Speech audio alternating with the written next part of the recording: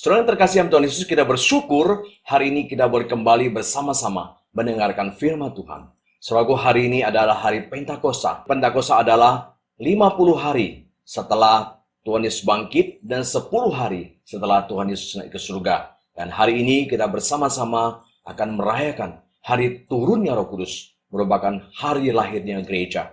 Saudaraku, sebelum kita dengar firman Tuhan, mari kita masuk di dalam doa. Kita minta Tuhan menyertai yang memimpin kita.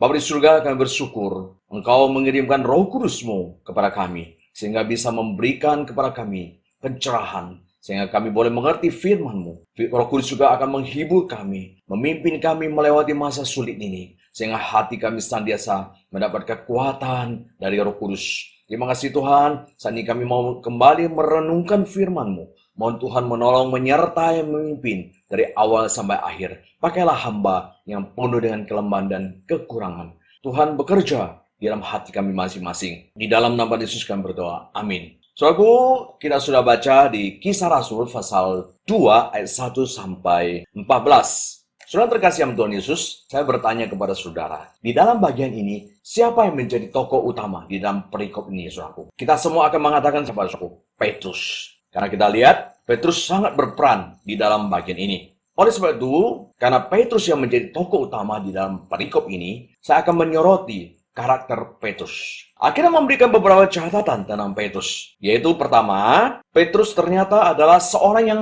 tidak konsisten. Petrus mudah berjanji, tapi juga mudah mengingkari janjinya. Petrus dengan tegas berjanji bahwa dia akan tetap membela Yesus. Kalau kita lihat dalam Matius pasal 26 ayat 35, kata Petrus kepadanya, sekalipun aku harus mati bersama-sama engkau, Yesus, ya, yang berkata kepada Yesus, aku tak akan menyangkal engkau. Semua murid yang lain pun berkata demikian. Tetapi realitanya, kita lihat, Petrus justru ingkar janji dengan menusuk Yesus dari belakang dan menyangkal Yesus. Bahkan Petrus sudah tidak lagi duduk bersama Yesus. Malahan Petrus duduk bersama ahli Taurat dan orang Farisi dan orang-orang yang memusuhi Yesus. Kita lihat di dalam Lukas pasal 22 ayat 55 dikatakan, di tengah-tengah halaman rumah itu orang memasang api dan mereka duduk mengelilinginya. Mereka di sini adalah orang-orang yang memusuhi Yesus. Petrus juga duduk di tengah-tengah mereka. Kita lihat saudaraku, Petrus mengingkari janjinya untuk bersama Yesus. Kedua, Petrus adalah seorang pengkhianat. Petrus menyangkal Yesus. Kita lihat penyangkalan yang dilakukan oleh Petrus dalam Lukas 22. Dikatakan di situ ada seorang hamba perempuan yang menanyai dia. Dalam ayat 57, Petrus menyangkal katanya, bukan, aku tidak mengenal dia.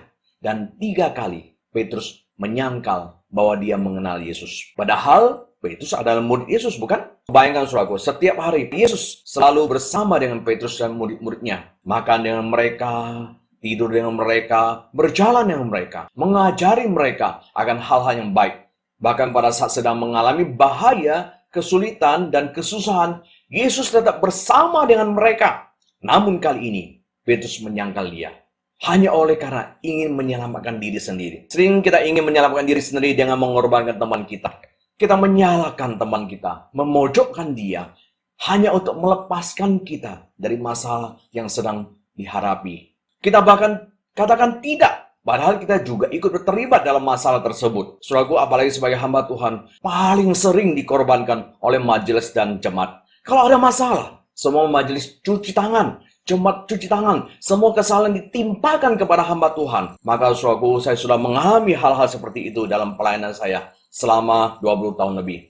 Maka di gereja sebenarnya banyak sekali Petrus-Petrus masa kini yang mengorbankan orang lain untuk menyelamatkan muka sendiri. Lalu saudaraku, apa yang dirasakan oleh Petrus? Karena dia sudah menyangkal Yesus. Saudaraku, tentu ada akibat resiko yang harus ditanggungnya. Petrus juga memiliki hati nurani. Maka ketika dia menyangkal Yesus, Petrus merasa sedih dan dia merasa gagal sudah menjadi murid Tuhan Yesus. Alkitab mengatakan, Petrus sedih dan menangis. Maka teringatlah Petrus akan apa yang dikatakan Yesus kepadanya. Sebelum ayam berkokok, engkau telah menyangkal aku 3 kali. Lalu ia pergi keluar dan menangis dengan sedihnya. Matius pasal 26 ayat 75. Saudaraku, mungkin saat itu sambil menangis dan sedih, Petrus berkata, Mengapa ya saya bisa menyangkal guruku yang baik ini? Mengapa saya tidak membelanya? Saya gagal menjadi seorang murid. Padahal kami sudah makan bersama, melayani bersama, berdoa bersama. Tuhan Yesus, ampunilah saya. Maafkan saya. Saya tidak bisa menjadi murid yang baik. Saya tidak layak disebut murid. Saya tidak berguna lagi Tuhan. Saya gagal menjadi murid yang baik. Saudaraku, mungkin kita juga mengalami masalah ini. Kita pernah menangis karena gagal menjadi suami yang setia, sehingga menyakiti istri kita. Banyak sekali suami-suami pada saat menyakiti istrinya. Tapi setelah itu dia menyesal. Dia mengatakan, kenapa saya menyakiti istri saya?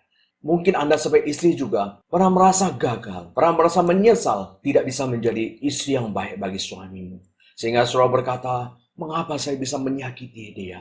Mengapa saya bisa melukai dia? Penyesalan selalu datang terlambat. Mungkin Anda sebagai pengusaha di masa ini mungkin juga berpikir hidup Anda sudah gagal. Karena bisnis gagal, buka usaha ini tutup, buka usaha itu tutup. Anda mungkin merasa sebagai orang yang sangat gagal dan tidak berguna. Hingga merasa mau mati saja. Mungkin sudah pernah minta Tuhan panggil. Tuhan, saya tidak ada gunanya di dalam dunia ini lagi. Panggillah saya ke surga. Saya sudah tidak diperlukan lagi dalam dunia ini. Semua saya gagal. Tuhan, panggillah saya ke surga. Lebih baik saya kembali ke surga daripada di dalam dunia ini terus berdosa, terus menyakiti hati orang lain. Saudaraku, itulah satu realita yang dialami oleh Petrus juga. Saudaraku, saya juga saat ini merasa gagal di dalam melayani. Belakangan ini banyak sekali tuntutan dari para majelis, baik yang di pusat atau yang di lokal. Walaupun mereka mempunyai alasan menuntut, tapi saya yang merasakan saya sudah gagal. Saya sudah melayani 5 tahun di sini, tapi tidak bisa menambah jemaat yang banyak. Sehingga saya mulai berpikir, apakah saya cocok menjadi hamba Tuhan? Apakah saya masih cocok di tempat ini? Saudaraku, apakah perasaan gagal dan tuntutan majelis menjadi tanda bahwa sudah waktunya saya harus meninggalkan tempat ini? Ini pertanyaan-pertanyaan yang muncul dalam pikiran saya. Apakah sebenarnya tugas saya selesai? Pada saat saya masuk belum punya gedung permanen, sekarang sudah punya gedung yang permanen. Maka apakah saya sudah cukup di sini? Apakah tugas saya sudah selesai? Saudaraku, saya merasa tidak berguna. Saudaraku, saya berpikir mungkin saya tidak ada artinya lagi di sini. Apakah saya masih dibutuhkan di sini? Apakah saya masih ada artinya di sini? Karena saya merasa sudah gagal memenuhi harapan majelis dan juga jemaat yang ingin supaya gereja cepat penuh dengan jemaat. Sedangkan tidak mudah sekali untuk membawa orang baru, bukan? Atau saudara juga sebagai pelajar dan juga mahasiswa pada merasa gagal. Mengapa saya tidak bisa menjadi pelajar dan mahasiswa yang baik seperti dia? Mengapa saya gagal menjadi anak yang baik? Saudara, banyak dari kita selalu merasa gagal dan selalu merasa tidak berguna lagi ketika kita gagal. Mungkin kita kadang sedih dan menangis seperti Petrus. Saudaraku, di tengah situasi ini, apa yang Alkitab katakan tentang Petrus? Saudaraku, di hari Pentakosta ini, pada saat Roh Kudus turun, ternyata ada berita baik untuk kita dan juga untuk Petrus yang sedang merasa gagal. Karena di mana Alkitab menjelaskan, tengah kegagalan Petrus menjadi murid Yesus, Petrus sekali berkhotbah, 3.000 orang bertobat, saudaraku.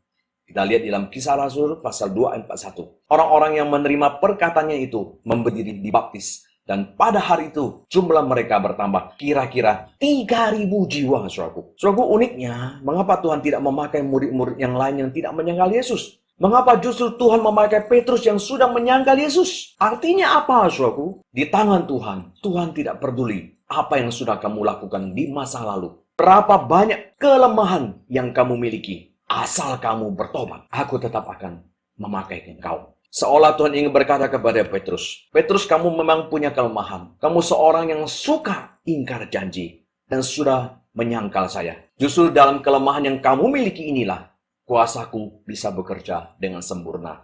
Sehingga saat ini aku akan memakai kamu untuk menjadi alatku. Sebab aku datang bukan memanggil orang sempurna, tapi mencari orang yang tidak sempurna. Karena tidak ada manusia yang sempurna. Karena kamu yang tidak sempurna, saat menyadari kelemahan dan kegagalanmu, kamu tidak akan lagi bergantung pada diri sendiri. Kamu tidak akan lagi percaya kepada pikiranmu sendiri dalam menjalani hidup ini. Kamu hanya akan bergantung kepada pimpinan Roh Kudus. Maka itulah awal saya memakai kamu, yaitu ketika Roh Kudus turun. Saudaraku, maka apa yang kita pelajari? Karakter dan kesempurnaan bukan kunci keberhasilan. Karena keberhasilan berasal dari Tuhan yang mau memakai kita atau tidak. Saudaraku, secara manusia, apakah karakter Petrus bagus? Apakah Petrus bisa berhasil dengan karakter dan kelemahan seperti itu? Tidak, bukan. Dia orang yang gegabah, mudah berjanji, tapi juga mudah ingkar. Jika Petrus seorang pebisnis, bisnisnya pasti gagal. Karena dia seorang yang mudah berjanji, tetapi tidak ditepati. Dia akan ditinggalkan oleh teman bisnisnya. Karena perusahaan besar selalu memakai kontrak kerja. Jadi mereka menuntut orang bisa pegang kontrak perjanjian, bukan?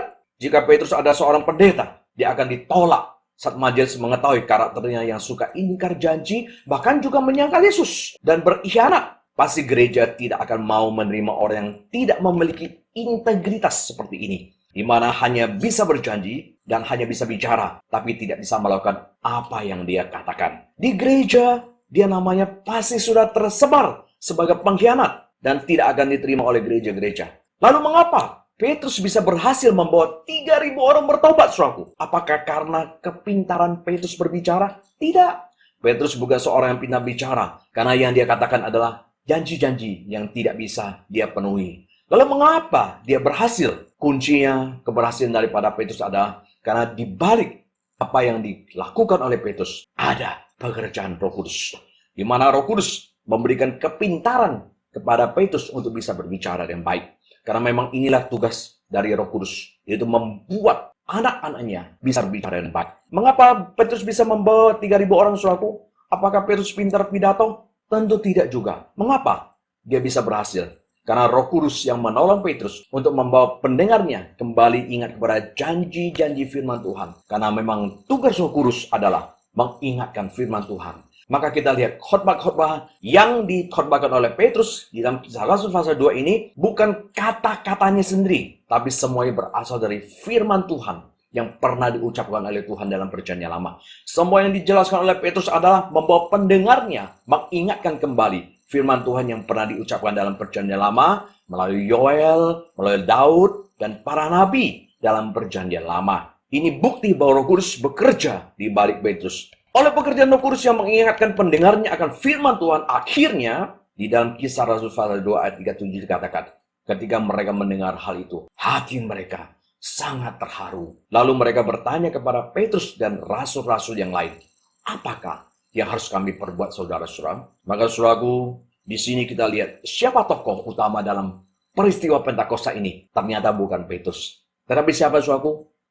Tokoh utama dalam peristiwa Pentakosta ini adalah Roh Kudus, bukan Petrus. Petrus hanya alat Tuhan. Nah, saudaraku, dari sini kita lihat bahwa Alkitab ingin menunjukkan kepada kita orang yang berhasil bukan orang yang sempurna, tapi orang yang lemah. Karena memang tidak ada manusia yang sempurna. Mereka berhasil kalau ada Tuhan di balik pekerjaan mereka. Saudaraku, mengapa Abraham seorang pembohong tetapi bisa menjadi bapak orang beriman? Karena Tuhan mau memakai dia.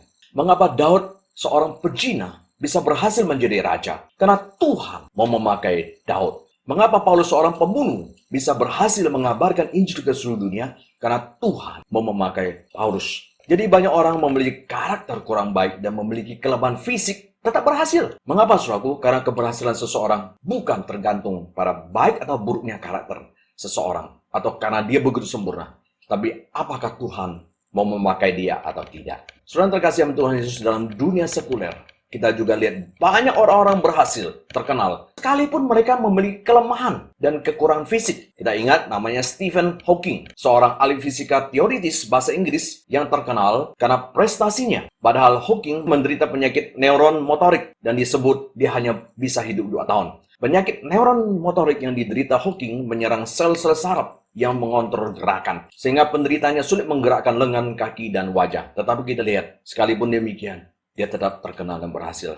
Demikian juga kita lihat Steve Jobs. Walaupun menderita disleksia, rupanya tidak membuat Steve Jobs berhenti dalam karirnya. Steve Jobs adalah seorang terkenal dan ahli dalam bidang teknologi. Steve Jobs adalah pendiri perusahaan Apple yang merancang dan membangun iPhone, Mac, Apple Computer, dan Apple TV. Kesulitan yang dimiliki oleh Steve Jobs dalam membaca karena disleksia tidak menghambat dia untuk terus berinovasi. Jadi, saudaraku, keberhasilan seseorang bukan bergantung pada kesempurnaan karakter dan kesempurnaan fisik. Saudaraku, banyak orang-orang yang kurang dalam karakter dan juga kurang dalam fisik. Mereka juga bisa berhasil. Saudaraku, apalagi kita sebagai anak Tuhan yang sudah ditebus oleh Tuhan. Tuhan tidak melihat kelemahan dan kekurangan kita. Justru dia datang untuk mencari kita yang lemah ini. Maka, saudaraku, asal kita bertobat, Tuhan pasti akan memakai kita. Sekalipun kita banyak sekali kelemahan dan kekurangan. Seperti Petrus. Saudara yang kedua, saudara, keberhasilan itu ada waktunya. Yaitu sesuai dengan waktu Tuhan. Bukan sesuai waktu manusia. Mari kita lihat. Pertama, keberhasilan Petrus terjadi sebelum atau sesudah Yesus naik ke surga. Yaitu setelah Yesus naik ke surga. Bukan sebelum Yesus naik ke surga. Tapi setelah Yesus naik ke surga. Sehingga sekalipun Petrus berusaha untuk memberitakan tentang Kristus sebelum Yesus naik ke surga, Petrus pasti gagal. Mengapa? Karena belum waktunya. Saudara, mengapa Musa gagal membawa orang Israel keluar dari Mesir di masa mudanya? Padahal waktu itu dia anak putri Firaun. Masih muda dan masih kuat. Dan juga pintar dalam strategi perang. Karena pasti dia diajarin seni perang. Saudara, pada umur 40 tahun, dia gagal membawa orang Israel keluar daripada Mesir. Malahan dia harus melarikan diri ke padang gurun. Karena dilaporkan oleh orang Israel sendiri. Saudara, mengapa dia gagal? Karena waktu Tuhan belum tiba. Tuhan sudah berkata kepada Abraham, orang Israel harus menjadi budak selama 400 tahun. Maka kita lihat di dalam Kejadian pasal 15 ayat 13. Firman Tuhan kepada Abraham, ketahuilah dengan sesungguhnya bahwa keturunanmu akan menjadi orang asing dalam suatu negeri yang bukan kepunyaan mereka. Dan bahwa mereka akan diperbudak dan dianiaya 400 tahun lamanya. Tetapi bangsa yang akan memperbudak mereka akan kuhukum. Dan sesudah itu mereka akan keluar dengan membawa harta benda yang banyak. Kejadian 15 ayat 13. Jadi saudaraku, sebelum 400 tahun Israel tidak akan bebas dari Mesir sekalipun Musa berusaha dengan keras dan sungguh-sungguh. Lalu saudaraku, kapan Musa berhasil membawa orang Israel keluar dari Mesir? Itu ketika waktu Tuhan tiba. Ketika waktu Tuhan sudah tiba, Tuhan akan membawa orang Israel keluar dari Mesir. Sekalipun Musa sudah tidak hidup di istana lagi. Umurnya sudah 80 tahun saudaraku. Tapi karena waktu Tuhan sudah tiba, Tuhan tetap bisa memakai Musa. Sehingga dia berhasil membawa orang Israel keluar daripada Mesir. Jadi semua keberhasilan ada waktunya, saudaraku. Sebelum waktunya, sekalipun kita sudah berusaha keras, tidak akan berhasil. Jika sudah waktu Tuhan, sekalipun tidak berusaha keras, pasti akan berhasil. Yang kedua, saudaraku, keberhasilan Petrus setelah mengalami kegagalan. Justru di antara murid-murid Yesus, Petrus adalah orang yang paling gagal karena dia sudah menyangkal Yesus. Akan tetapi saudaraku, justru dia adalah orang yang paling berhasil karena dia pernah mengalami kegagalan. Sehingga kegagalan saudaraku adalah satu proses menuju kepada keberhasilan. Orang yang tidak pernah gagal tidak akan berhasil. Karena dia tidak akan mengetahui arti keberhasilan jika tidak pernah gagal. Jadi kegagalan adalah proses menuju keberhasilan. Bukan akhir daripada kehidupan kita. Saudaraku yang pernah menggemari akan Harry Potter pasti sudah akrab dengan nama penulis novel J.K. Rowling. Tapi kesuksesan novel Harry Potter itu tidak terjadi langsung begitu saja, saudaraku. Sebelumnya, J.K. Rowling tolak 12 penerbit mayor untuk menerbitkan novelnya. Ditolak, gagal dia. Tapi atas kegigihan daripada J.K. Rowling, semuanya berubah, saudaraku. Di tahun 2004, J.K. Rowling berhasil menjadi miliarder pertama. Saudara terkasih yang Tuhan Yesus. Banyak orang berhasil karena dia sudah pernah gagal. Kolonel Sanders yang sudah terkenal, wajahnya kini terpampang di berbagai sudut kota sebagai penemu ayam goreng renyah yang banyak disukai orang. Kolonel Sanders, sang pendiri KFC pun pernah merasakan sakitnya kegagalan dalam usaha. Sebelum berjualan ayam goreng, Sanders pernah menjadi pemadam kebakaran, tukang tambal ban, sales asuransi, bahkan ia baru menemukan resep rahasia ayam goreng yang nikmat ini di usianya yang sudah berjalan setengah abad. 10 tahun kemudian, ia memulai usahanya sendiri dengan membuka restoran franchise yang menjual ayam goreng. Restoran yang terletak di Salt Lake City kemudian mengalami kenaikan penjualan hingga 3 kali lipat dalam setahun. Jadi saudaraku, tidak ada keberhasilan tanpa melalui kegagalan. Maka jangan takut gagal. Hanya orang yang gagal yang akan berhasil. Petrus berhasil setelah dia gagal. Saudaraku yang ketiga yang kita pelajari, Tuhan tetap memakai manusia yang lemah untuk mengerjakan pekerjaan yang kudus. Saudaraku, Petrus seorang yang tidak konsisten. Dia seorang pengkhianat, tapi berhasil saat berkorban. Artinya apa, saudaraku? Jangan melihat manusia saat mendengar firman Tuhan. Karena hal itu akan menjadi batu sandungan bagi kita untuk bertumbuh dan bertobat. Apa maksudnya, saudaraku? Bukankah kita sering berkata, nggak mau dengar dia khotbah dan nggak mau dengar dia bicara, apa yang dia bicarakan tidak sesuai dengan hidupnya. Dia suruh orang setia, tapi sendiri tidak setia pada janji. Dia suruh orang tepat waktu, sendiri kalau janji juga tidak tepat waktu. Saudaraku, jika para pendengar Petrus yang mengenal Petrus bersikap demikian, apakah mereka mau mendengar firman Tuhan? Apakah mereka mau bertobat saat Petrus berkhotbah? Tidak, bukan? Mereka akan bilang, si pengkhianat lagi berkhotbah. Sendiri aja pengkhianat, apa gunanya kita dengar orang seperti dia? Mereka akan menolak firman Tuhan yang disampaikan oleh Petrus dan juga menolak berkat Tuhan. Padahal mereka tidak tahu bahwa, pertama, Petrus sudah bertobat dan apa yang disampaikan oleh Petrus adalah firman Tuhan yang akan membawa berkat bagi orang yang mau mendengarkannya. Ini yang sering kita lakukan, saudaraku. Kita tidak tahu. Dalam satu waktu yang tidak kita tahu, orang itu yang kita anggap bersalah di mata kita datang kepada Tuhan dan bertobat. Sehingga saat ini Tuhan mau memakai dia. Tapi karena kita anggap dia tidak benar terus, hanya karena di masa lalunya pernah berbuat sesuatu yang salah di mata kita, maka akhirnya apa yang dia lakukan, yang dia sampaikan, kita tidak dengar. Maka kita akan rugi sendiri, saudaraku, karena kita menolak berkat yang harusnya kita terima oleh firman Tuhan. Maka selama yang disampaikan adalah kebenaran firman Tuhan, kita tetap harus mendengar dan bertobat. Sekalipun pembicara tersebut bagi kita adalah orang yang tidak benar. Jangan sampai cara pandang kita menjadi batu sandungan bagi kita untuk menerima berkat firman Tuhan. Seperti yang Tuhan Yesus katakan, Matius 23 ayat 2-4. Ahli-ahli Taurat dan orang-orang Farisi telah menduduki kursi Musa. Sebab itu, turutilah dan lakukanlah segala sesuatu yang mereka ajarkan kepadamu. Tapi janganlah kamu turuti perbuatan-perbuatan mereka, karena mereka mengajarkannya tapi tidak melakukannya. Tuhan Yesus katakan, Farisi dan ahli Taurat yang munafik pun, ketika dia berkhotbah tentang firman Tuhan, kita harus mendengar dia. Karena yang disampaikan, selama itu ada firman Tuhan, maka kita harus dengar dan bertobat. Tetapi kita tidak perlu turuti perbuatannya yang hanya bisa ngomong, tapi tidak bisa lakukan. Saudaraku, yang keempat, saya berhasil, jangan sombong, saudaraku. Kita mengenal siapa Petrus. Secara manusia dia tidak mungkin bisa berhasil, saudaraku. Karena dia seorang pengkhianat, dia seorang yang gampang berjanji dan mudah mengingkarinya. Tapi karena dia dipakai Tuhan, maka dia berhasil. Kita mengerti dari sini bahwa dia berhasil karena Tuhan yang memakai dia. Tuhan yang ada di balik keberhasilannya, bukan karena kehebatannya sendiri. Saudara, ini yang harus kita sadari. Jangan sombong. Saat kita berhasil bisnis, pelayanan, dan studi, kita bukan siapa-siapa, saudaraku. Kita adalah manusia lemah dan penuh dengan kekurangan.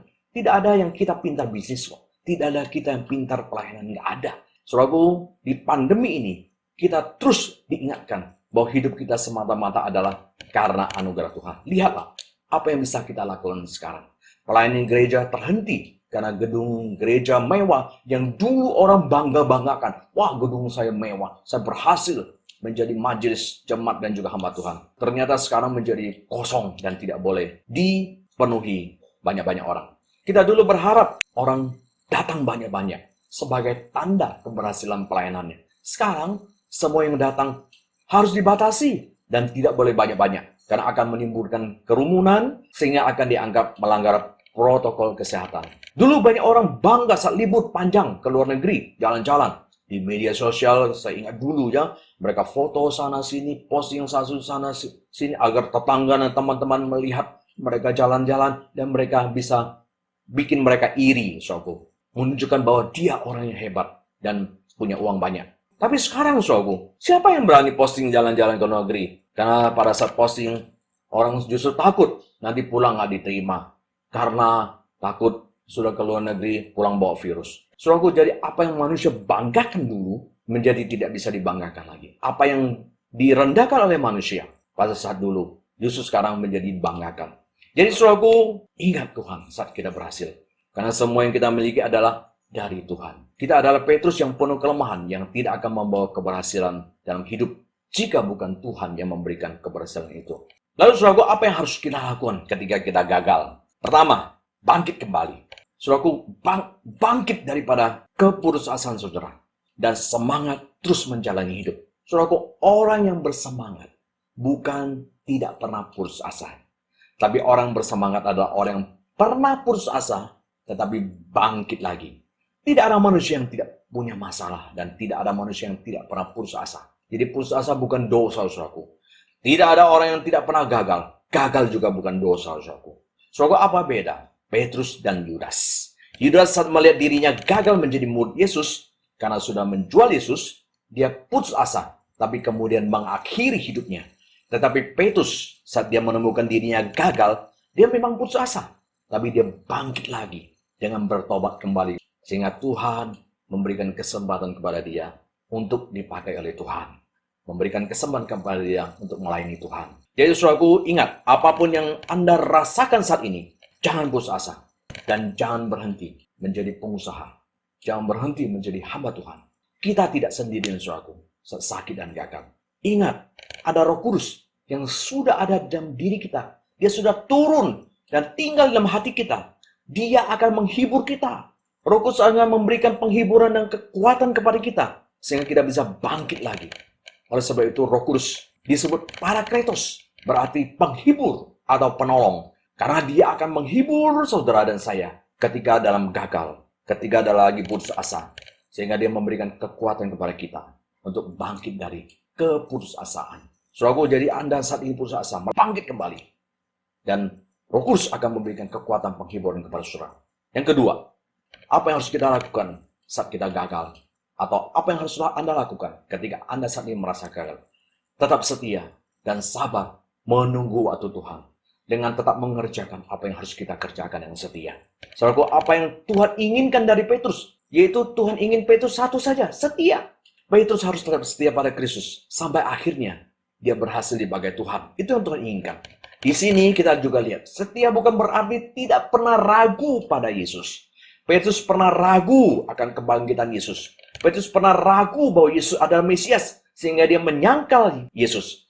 Tapi pada akhirnya dia kembali bertobat dan setia mengikut Yesus sampai akhir hidupnya. Jadi orang setia bukan tidak pernah ragu pada Yesus. Orang setia adalah orang yang pernah ragu. Bahkan pernah mau meninggalkan, mau menyangkal Yesus. Tapi pada akhirnya dia kembali setia dan percaya pada Yesus dengan lebih yakin lagi. Saudaraku, saya kasih tahu saudara, justru orang yang pernah ragu, imannya lebih kuat. Karena iman yang kuat bisa dihasilkan dari keraguan yang pernah saudara alami. Saudaraku, apakah Abraham, bapak orang beriman, tidak pernah ragu pada Tuhan? Sering. Abraham ragu apakah Tuhan akan menolong dia lepas daripada Firaun. Sehingga dia berbohong bahwa Sarah itu bukan istrinya. Abraham ragu apakah Tuhan akan memberikan anak kepada dia melalui Sarah istrinya. Dia ragu walaupun Tuhan sudah berjanji kepada dia kan. Sampai akhirnya dia mengambil Hagar. Mengapa? Karena dia ragu bahwa Tuhan akan memberikan kepada dia anak. Karena dia juga sudah tua. Tapi setelah dia ragu lalu mengalami janji Tuhan yang setia, dia menjadi orang yang kuat imannya. Sehingga saat Tuhan menyuruh dia mempersembahkan Ishak anak satu-satunya, dia taat dan percaya mempersembahkan Ishak kepada Tuhan. Jadi saudaraku, orang yang setia dan orang yang beriman bukan orang yang tidak pernah ragu. Orang beriman dan setia adalah orang yang sering ragu, tapi kemudian dikuatkan lagi hingga menjadi orang yang semakin setia dan semakin kuat imannya. Maka bukan berapa kali kita jatuh, tapi setiap kali kita ragu dan jatuh, apakah kita bangun kembali untuk setia pada Tuhan? Inilah yang dialami Petrus. Dia pernah ragu dan menyangkal Yesus. Tetapi dia kembali setia pada Yesus. Maka akhirnya Tuhan memakai Petrus secara luar biasa. Jadi jika saat ini Anda merasa gagal, tidak berguna lagi, ingat, bangkitlah dari keputusasaan saudara. Datanglah kepada Tuhan Yesus. Karena ada Roh Kudus yang akan menghibur dan menguatkan saudara. Tetap setia dan sabar menanti waktu Tuhan. Karena waktu Tuhan tidak lebih cepat, tidak lebih lambat, tetapi selalu tepat waktu. Amin. Mari kita berdoa. Bapa di surga, kami bersyukur hari ini Tuhan mengingatkan kami yang merasa gagal, tidak berguna, tidak ada artinya hidup ini. Karena hidup kami selalu bersandar kepada kegagalan dan keberhasilan. Kami merasa senang ketika kami berhasil. Kami merasa sedih ketika kami gagal. Padahal bukan itu kunci hidup. Kunci hidup adalah Tuhan ingin kami setia kepada Engkau sampai akhir hidup kami. Oleh sebab itu Tuhan, tolonglah kami untuk terus bangkit dan setia kepada Tuhan. Hamba berdoa untuk jemaat kami, pendengar yang saat ini, mungkin mereka sedang merasa gagal dan tidak berguna oleh pandemi ini. Mereka mungkin merasa gagal menjadi suami, merasa gagal menjadi istri, merasa gagal menjadi anak, merasa gagal menjadi orang tua, merasa gagal menjadi pebisnis, merasa gagal dan tidak berguna dalam segala hal. Tuhan, biarlah Roh Kudus yang ada dalam hati mereka, Tuhan kuatkan mereka, teguhkan mereka, sehingga mereka boleh bangkit kembali, melihat bahwa Engkaulah satu-satunya harapan, bahwa di dalam dunia ini selama Tuhan masih memberikan kesempatan kepada kami boleh melihat bahwa ada Tuhan yang bekerja di balik kami. Kami harus sabar menanti waktu Tuhan. Tuhan berikan kekuatan kepada kami, sehingga kami tetap setia sampai akhir. Di dalam nama Yesus kami berdoa. Amin.